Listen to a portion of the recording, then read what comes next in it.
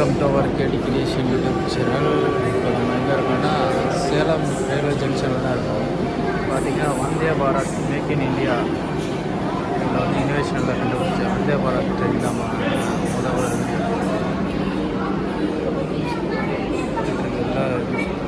Bullet train மாதிரி இருக்குது.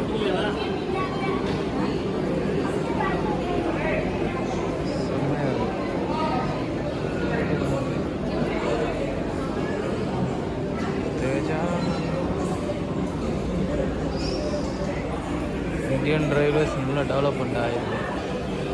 இன்னும் டெவலப் பண்ணுவோம். இன்னும் 180 ஸ்பீடில் தான் போயிட்டுருக்கு. சைனாலாம் 400-500 கிலோமீட்டரில் போயிட்டு ஸ்பீடில் போயிட்டுருக்கு. இன்னும் டெவலப் ஆக வேண்டியது நிறைய இருக்குது. இப்போ டைம் பார்த்திங்கன்னா 10:30 மணி ஆகுது. நமக்கு ட்ரெயின் வந்து மயிலாடுதுறை எக்ஸ்பிரஸ் 11:30 வந்து சேரும். 4வது பிளாட்ஃபார்ம் தான் வெயிட் பண்ணிகிட்ருக்கோம். இப்போ இடையில மழை வேறு பெஞ்சிட்ருக்கு. கிளைமேட் நல்லாயிருக்கு.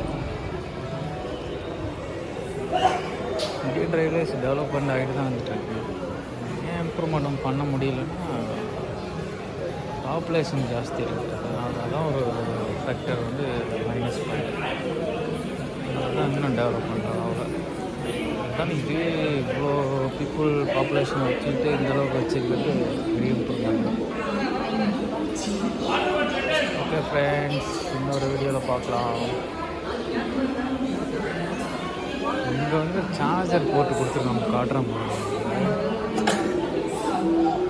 இங்கே மாட்டினோன்னா சார்ஜர் போட்டு மாட்டினோன்னா அப்படியே விழுந்து உடையாது.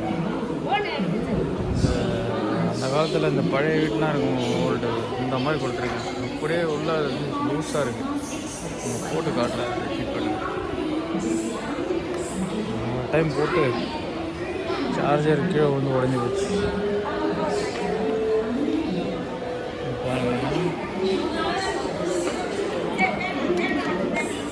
நிற்க மாட்டாது. போட்டால் தான் ஆளாக வந்து அப்படியே கீழே விழுந்துடுது. இப்படி கொடுத்துருக்கேன். இதுமாரி இருந்தால் என்ன மேக் இன் இந்தியா எப்படி டெவலப் ஆகும்? இந்த அளவுக்கு டெவலப் பண்ணல இருக்கேன் எல்லா நாடும். நம்ம நாடை பாருங்கள், போகிறத பாருங்கள், தானாக விழுந்துடுது. விழுத்துனா முடிஞ்சு போச்சு. சில ரயில்வே ஸ்டேஷன் நல்லாயிருக்கு, இங்கே சரியில்லை. ஓகே ஃப்ரெண்ட்ஸ், பாய், குட் நைட். இன்னொரு வீடியோவில் பார்ப்போம்.